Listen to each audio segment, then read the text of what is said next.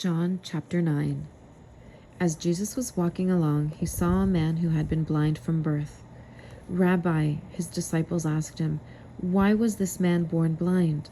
Was it because of his own sins or his parents' sins? It was not because of his sins or his parents' sins, Jesus answered. This happened so the power of God could be seen in him.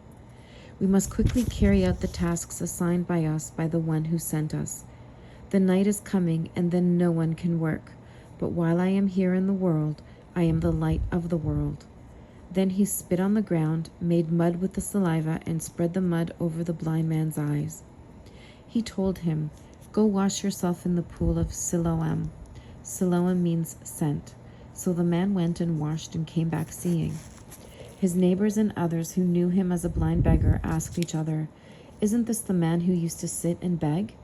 Some said he was, and others said, no, he just looks like him. But the beggar kept saying, yes, I am the same one. They asked, who healed you? What happened? He told them, the man they called Jesus made mud and spread it over my eyes and told me, go to the pool of Siloam and wash yourself. So I went and washed, and now I can see. Where is he now? They asked. I don't know, he replied. Then they took the man who had been blind to the Pharisees, because it was on the Sabbath that Jesus had made the mud, and healed him. The Pharisees asked the man all about it, so he told them, he put the mud over my eyes, and when I washed it away, I could see. Some of the Pharisees said, this man Jesus is not from God, for he is working on the Sabbath. Others said, but how could an ordinary sinner do such miraculous signs? So there was a deep division of opinion among them. Then the Pharisees again questioned the man who had been blind and demanded, what's your opinion about this man who healed you? The man replied, I think he must be a prophet. The Jewish leaders still refused to believe the man had been blind and could now see, so they called in his parents. They asked them, is this your son? Was he born blind? If so, how can he now see? His parents replied, we know this is our son and that he was born blind, but we don't know how he can see or who healed him. Ask him, he's old enough to speak for himself. His parents said this because they were afraid of the Jewish leaders who had announced that anyone saying Jesus was the Messiah would be expelled from the synagogue. That's why they said, he's old enough, ask him. So for the second time they called in the man who had been blind and told him, God should get the glory for this, because we know this man, Jesus, is a sinner. I don't know whether he is a sinner, the man replied, but I know this. I was blind, and now I can see. But what did he do? They asked. How did he heal you? Look, the man exclaimed, I told you once. Didn't you listen? Why do you want to hear it again? Do you want to become the disciples? Do you want to become his disciples too?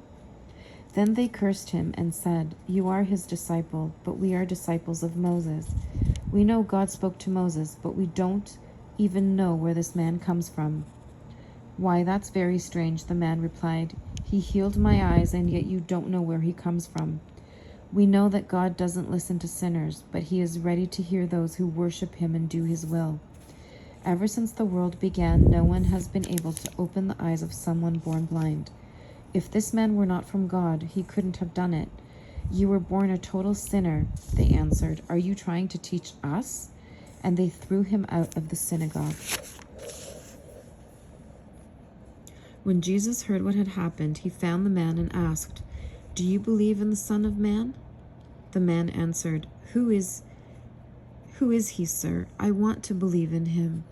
You have seen him, Jesus said, and he is speaking to you. Yes, Lord, I believe, the man said, and he worshipped Jesus. Then Jesus told him, I entered this world to render judgment, to give sight to the blind, and to show those who think they see that they are blind.